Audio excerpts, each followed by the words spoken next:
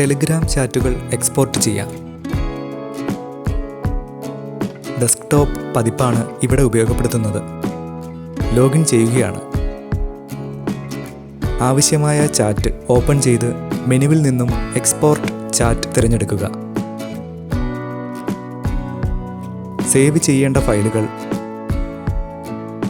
അവയുടെ സൈസ് എന്നിവ സെലക്ട് ചെയ്യാം. ഫോർമാറ്റ് എന്ന ഭാഗത്ത് നിന്നും JSON സെലക്ട് ചെയ്യുക. ഇതിലൂടെ വീഡിയോ, ചിത്രങ്ങൾ എന്നിവ ഫോൾഡറുകളായി ലഭിക്കുന്നതാണ്.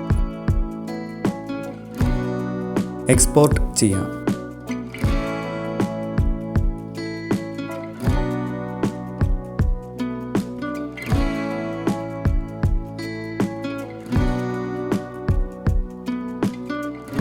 പൂർത്തിയായിരിക്കുന്നു. നമ്മുടെ മുഴുവൻ വിവരങ്ങളും ഡൗൺലോഡ് ഫോൾഡറിൽ നിന്നും കണ്ടെത്തുവാനാകുന്നതാണ്.